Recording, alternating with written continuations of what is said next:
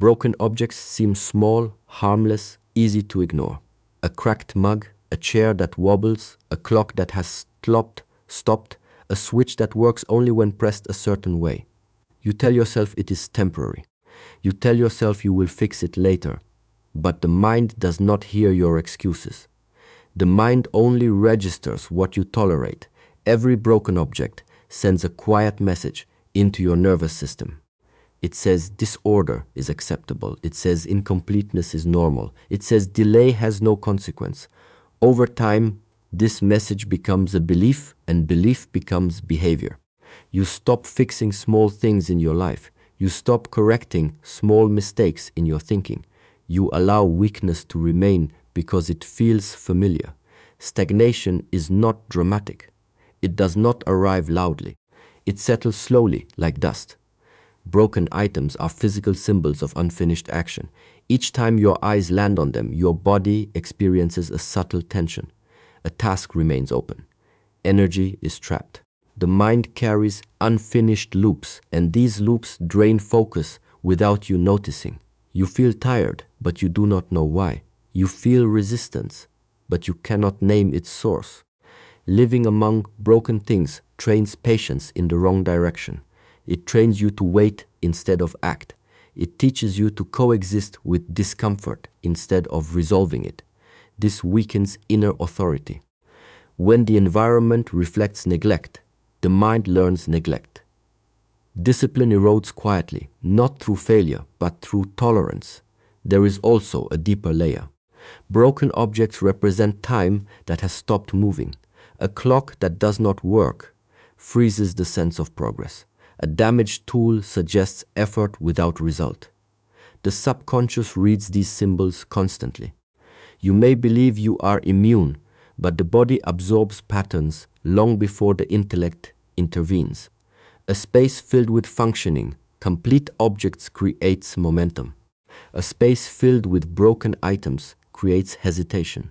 One pushes life forward, the other holds it back.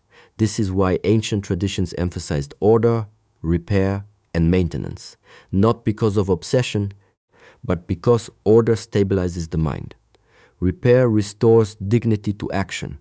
When you fix something immediately, you send a different message inward. You say problems are addressed. You say decay is not ignored. You say responsibility is natural. This strengthens trust in yourself. Self-trust is the foundation of discipline. Without it, motivation collapses. Keeping broken items is also a form of dishonesty. You pretend something still serves a purpose when it does not. This blurs clarity. Once clarity is blurred in the physical world, it becomes blurred in decision-making. You hesitate more. You doubt more. You overthink simple actions. Removing or repairing broken objects is not about cleanliness alone. It is about restoring flow. Energy wants to move. Life wants to function. When your environment reflects movement and function, your inner world mirrors it. A warrior would never carry a cracked shield or a dull blade into battle, not because it looks bad, but because it compromises readiness. Life is no different. Each day demands attention, resilience, and clarity. Broken items weaken readiness without announcing themselves. When you walk through your home and see only what works, something inside you relaxes. The body feels supported. The mind feels aligned. Action becomes easier because resistance has been reduced. Ignoring what is broken slowly teaches you to ignore what is broken within yourself. And that lesson repeats itself in relationships, work, health, and self-respect, shaping the rhythm of your days in ways you may not consciously notice, but continuously live with. Clutter does not appear overnight. It accumulates quietly, piece by piece, decision by decision. A paper you do not throw away, a box you do not open, an object you keep because you might need it someday. Each item represents a moment where a choice was postponed. The mind remembers these moments. Even if you do not, clutter is not just physical mass. It is stored indecision. Every object without purpose holds a question mark in your space. Keep or remove, use or discard. Each unanswered question consumes mental energy. You may not feel it consciously, but your nervous system carries the weight. This is why cluttered spaces feel heavy, even when nothing is happening. When your environment is crowded, your attention becomes fragmented. The eyes scan, the brain processes, the body reacts. Energy is spent filtering what matters from what does not. Over time, this constant filtering creates fatigue. You wake up tired not because you worked hard, but because your mind never rests. Clutter also creates the illusion of potential. You keep things because they represent who you might become, what you might do, or what you might fix. But potential stored in objects becomes a burden. It turns into silent pressure. You are surrounded by reminders of unfinished intentions. Instead of motivating you, they accuse you. An uncluttered space gives clear signals. There is less to process, less to judge, less to manage. The mind responds by slowing down. Breath deepens. Focus sharpens. Decisions become simpler because the environment reflects simplicity. Clutter teaches the mind to avoid closure. When you live with piles, stacks, and excess, you train yourself to leave things incomplete. This habit spreads. You delay conversations. You delay commitments. You delay self-care. Not because you are lazy, but because incompletion feels normal. There is also a relationship between clutter and fear. Fear of wasting, fear of needing something later, fear of letting go. These fears hide behind practical excuses. But the body knows the difference. Holding on tightens the chest. Letting go softens it. Order is not about control. It is about clarity. When everything in your space has a place and a purpose, your inner world reflects the same structure. Thoughts line up instead of colliding. Emotions move instead of stagnating. Action follows intention more easily. Clutter blocks movement, not just physically, but psychologically. It narrows pathways. It reduces options. It traps energy in corners. You may feel stuck in life without understanding why. Often, the environment is teaching the body to stay still. Removing clutter is an act of courage. You confront your past choices. You admit what no longer serves you. You decide in the present moment. Each object released strengthens decisiveness. Each cleared surface builds confidence. A clean, open space invites presence. You are less distracted by what surrounds you, so you return to what is within you. This is where discipline grows, not through force, but through alignment. The more you reduce excess, the more you feel lightness. Lightness is not emptiness, it is readiness. It is the state where action requires less effort because resistance has been removed. Clutter convinces you that you need more. Simplicity reminds you that you already have enough, and living from enough stabilizes the mind, calms desire, and weakens the restless impulses that pull attention in every direction, quietly shaping how you move through each day and how much of yourself you are able to bring into the present moment. Objects carry memory, not in a mystical way, but in a psychological and emotional way that the body understands instantly. A single glance can awaken a feeling you thought was gone. A smell, a color, a shape can pull the nervous system back into an old moment without asking for permission. When an object is tied to pain, it becomes a silent trigger that lives inside your daily environment. Pain-linked items keep experiences alive that should have already completed their cycle. A gift from someone who harmed you, a photograph from a time of loss, an object present during humiliation or failure. These items do not sit quietly. They speak to the subconscious every time you pass them. Even if you think you no longer care, the body reacts first. The mind may say the past is over, but the nervous system does not understand time the same way. It understands safety and threat. When it recognizes a familiar symbol of pain, it prepares for defense. Muscles tighten, breath shortens, attention narrows.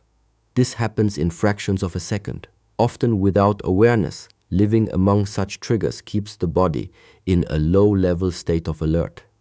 Not enough to cause panic, but enough to drain energy. Over time, this constant readiness becomes exhaustion. You feel tired even on quiet days. You feel irritable without clear reason. Emotional reactions become sharper because the system is already loaded. Many people keep painful objects because they believe it proves strength. They think holding on means they have moved on. In reality, true strength is not endurance of unnecessary weight. Strength is knowing when to release what no longer serves growth. Carrying reminders of pain is not loyalty to the past. It is attachment to suffering. There is also identity trapped in these items. They remind you of who you were when you were hurt. If you upkeep them, you keep that version of yourself nearby. Change becomes harder because the environment keeps pulling you backward. Healing requires distance, not just understanding. Mirror does not need physical anchors to exist. Lessons remain even when objects are gone. Wisdom stays. Experience stays. What leaves is the emotional charge. When the trigger is removed, the nervous system slowly learns that the threat has passed. Safety becomes possible again. Releasing pain-linked items is not denial. It is completion. It is telling the body that the event is over, that survival is no longer required. This allows emotional energy to return to the present, where it can be used for creation instead of protection. There is often resistance at this point. A fear that letting go means forgetting. A fear that the pain will lose meaning. But pain does not need to be remembered through objects.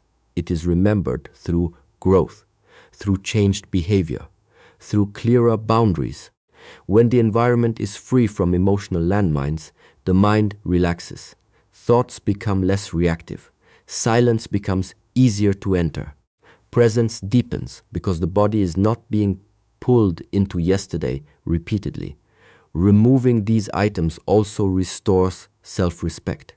You stop surrounding yourself with evidence of wounds. You choose to live among symbols of strength, calm, and clarity instead.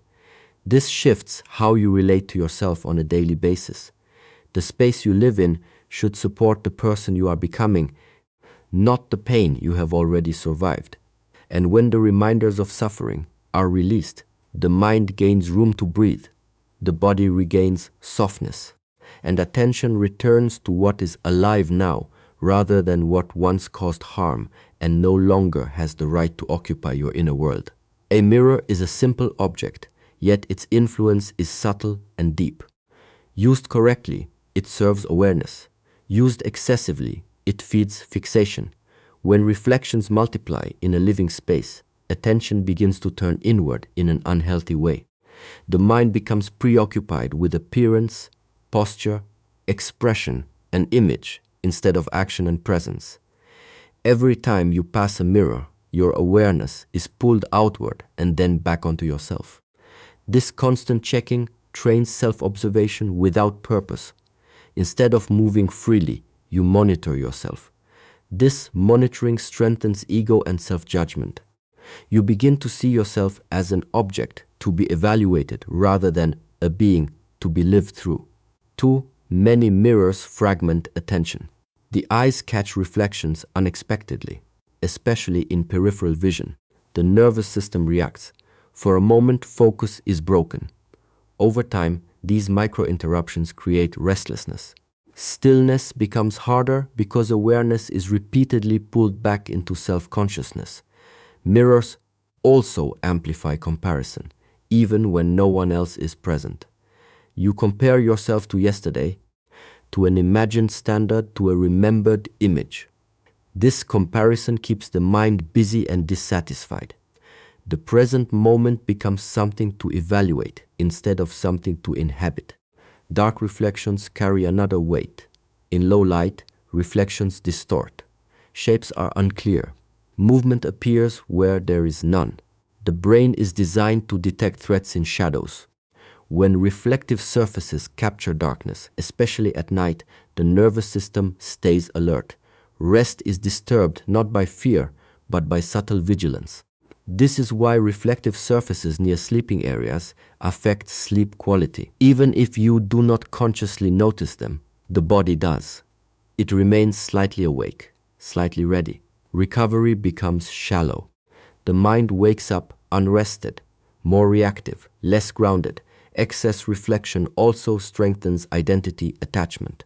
You see yourself repeatedly and unconsciously reinforce the story of who you think you are. This limits growth. Transformation requires forgetting the old image long enough to act differently. Constant reflection keeps you tied to familiar patterns. A space with fewer mirrors invites outward attention. You look at what you are doing instead of how you look doing it. Action becomes simpler. Movement becomes more natural. The body feels less watched, even by itself. Mirrors should be placed intentionally, not everywhere. One mirror for awareness is enough. Beyond that, they begin to distract rather than inform. Simplicity in reflection creates simplicity in thought. There is also an energetic dimension. Reflection multiplies stimulation. The mind responds to repetition by increasing importance. When your image appears again and again, the subconscious interprets it as something that requires attention. This inflates self-focus, which feeds anxiety and insecurity at the same time. Reducing excessive mirrors is not about avoiding self-awareness. It is about returning awareness to where it belongs, to breath, to movement, to task, to silence. When mirrors are removed from unnecessary places, the space feels calmer, the eyes settle, the body relaxes, the room stops watching you. This absence creates relief that many people cannot explain but immediately feel. In places of rest, especially where you sleep, reflection should be minimal. Sleep is a surrender. The mind must let go of identity to recover.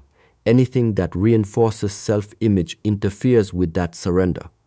A life lived with less reflection is not careless, it is grounded. It allows attention to flow outward into action and inward into awareness without getting trapped in the surface of appearance. And as self-judgment softens and comparison fades, the mind becomes quieter, the body more at ease, and presence stronger, without the constant reminder of an image that does not need to be watched to exist. A mirror is a simple object, yet its influence is subtle and deep. Used correctly, it serves awareness. Used excessively, it feeds fixation. When reflections multiply in a living space, attention begins to turn inward in an unhealthy way. The mind becomes preoccupied with appearance, posture, expression, and image instead of action and presence. Every time you pass a mirror, your awareness is pulled outward and then back onto yourself. This constant checking trains self-observation without purpose. Instead of moving freely, you monitor yourself. This monitoring strengthens ego and self-judgment. You begin to see yourself as an object to be evaluated rather than a being to be lived through.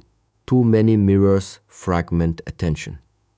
The eyes catch reflections unexpectedly, especially in peripheral vision. The nervous system reacts. For a moment, focus is broken. Over time, these micro-interruptions create restlessness.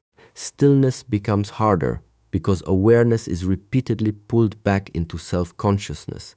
Mirrors also amplify comparison, even when no one else is present. You compare yourself to yesterday, to an imagined standard, to a remembered image. This comparison keeps the mind busy and dissatisfied. The present moment becomes something to evaluate instead of something to inhabit.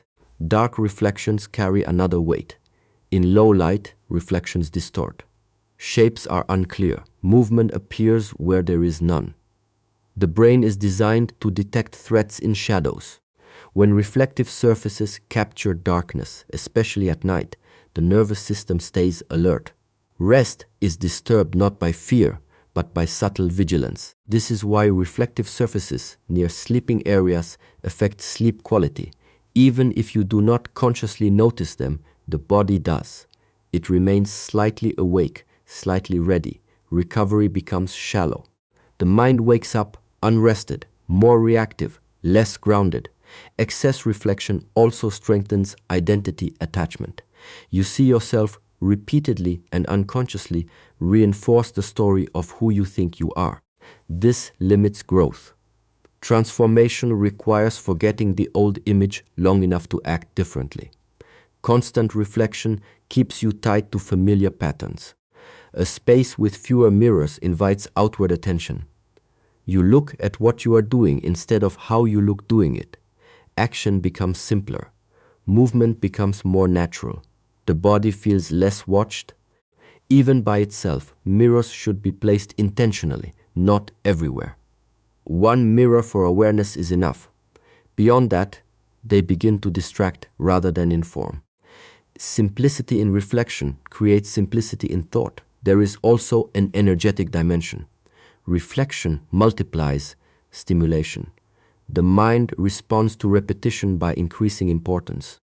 When your image appears again and again, the subconscious interprets it as something that requires attention. This inflates self-focus, which feeds anxiety and insecurity at the same time. Reducing excessive mirrors is not about avoiding self-awareness. It is about returning awareness to where it belongs, to breath, to movement, to task, to silence. When mirrors are removed from unnecessary places, the space feels calmer, the eyes settle, the body relaxes, the room stops watching you. This absence creates relief that many people cannot explain but immediately feel. In places of rest, especially where you sleep, reflection should be minimal. Sleep is a surrender. The mind must let go of identity to recover. Anything that reinforces self-image interferes with that surrender. A life lived with less reflection is not careless. It is grounded. It allows attention to flow outward into action and inward into awareness without getting trapped in the surface of appearance.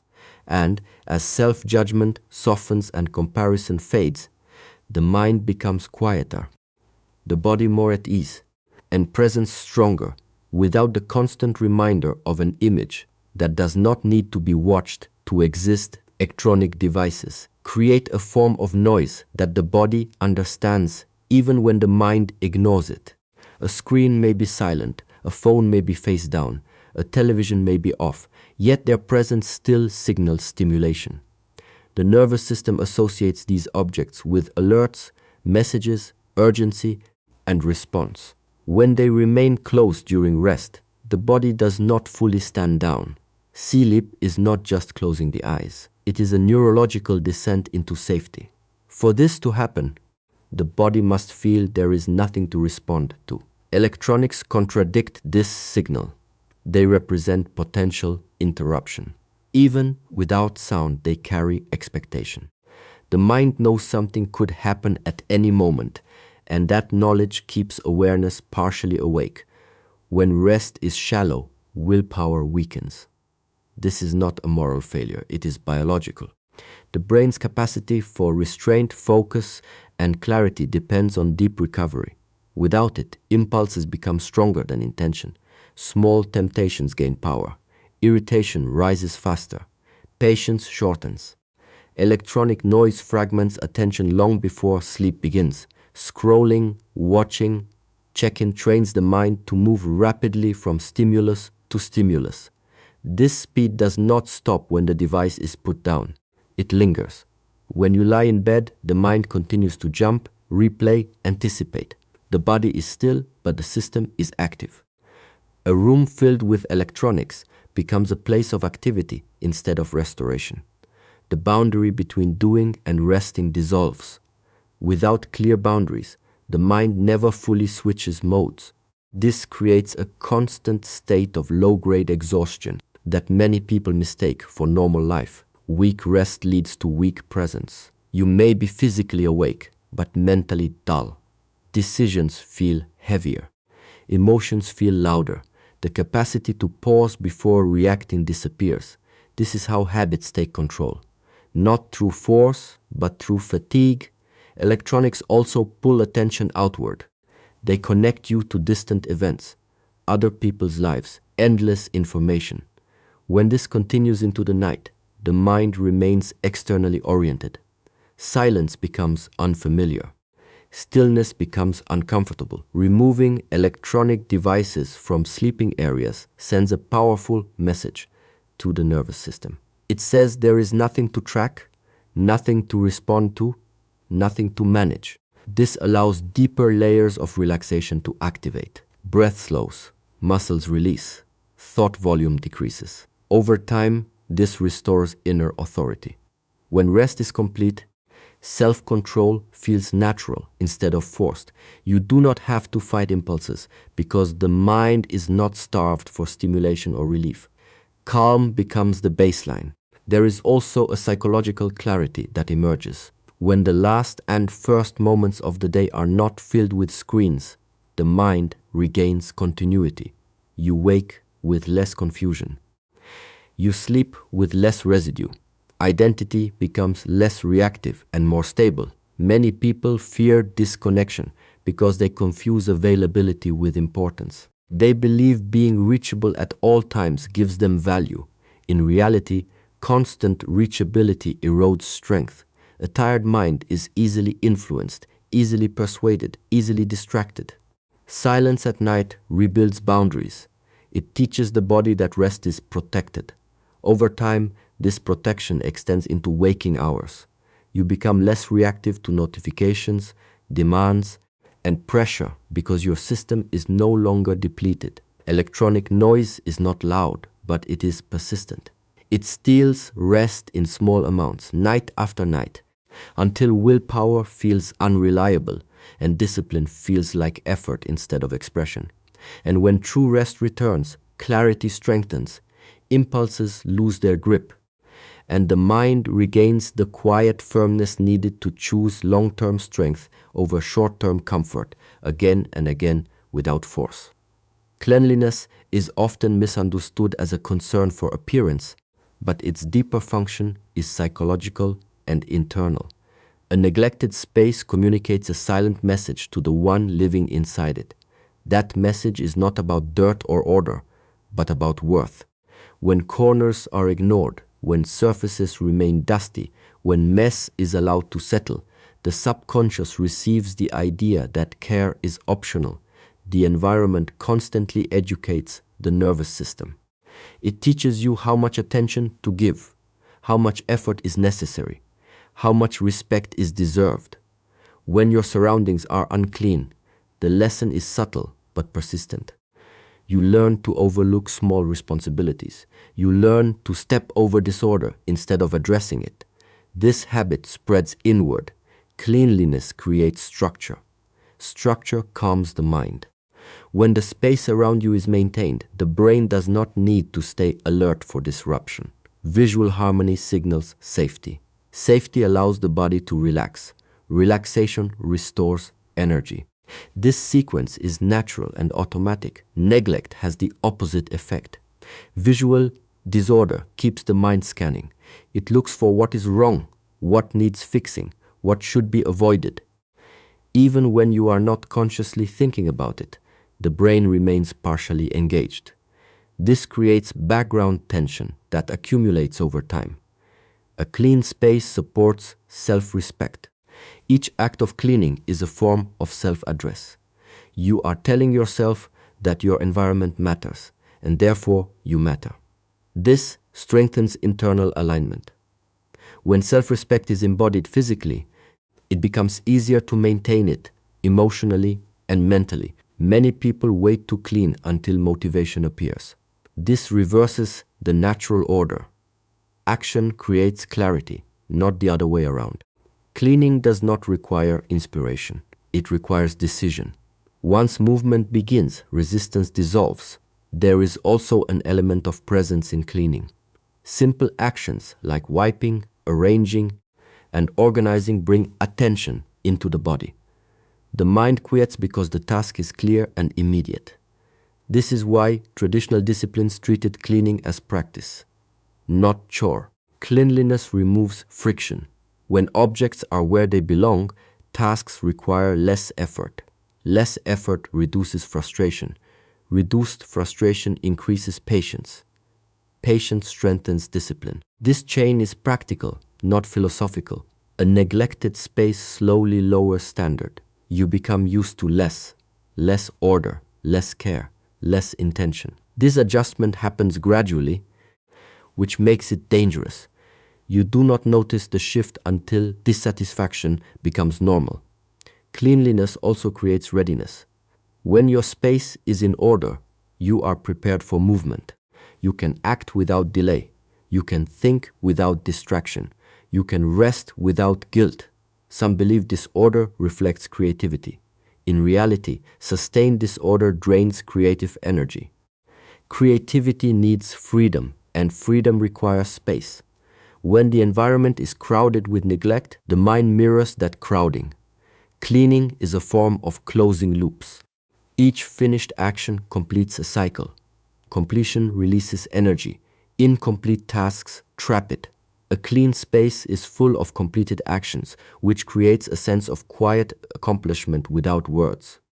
When you maintain your space regularly, discipline becomes natural. You do not force yourself to be organized. You simply do not allow decay to accumulate. This prevents overwhelm before it begins. A home cared for with consistency becomes a stabilizing force. It supports focus, emotional regulation, and calm decision-making. The space no longer drains you, it holds you. When cleanliness is approached with intention rather than perfection, it becomes an act of alignment, reinforcing inner order through outer care, teaching the nervous system stability, reinforcing self-respect through daily action, and shaping a life where discipline feels grounded, quiet, and sustainable rather than forced or fragile. What you allow to remain around you slowly becomes what you allow within you. Your home is not separate from your mind. It is its extension. Broken things teach tolerance for disorder. Clutter trains indecision. Pain-linked objects keep the nervous system trapped in the past. Excess reflection feeds ego and unrest. Electronic noise steals rest and weakens control. Neglect of cleanliness lowers self-respect without announcement. None of these act dramatically. They work quietly, daily, patiently. That is why they are powerful. When you remove what weakens you, you do not lose anything essential. You recover energy, clarity, and authority over yourself. Order outside restores order inside. Simplicity sharpens awareness. Care becomes discipline. This is not about fear or superstition. It is about responsibility. Your space should support the person you are becoming, not the habits you are trying to outgrow.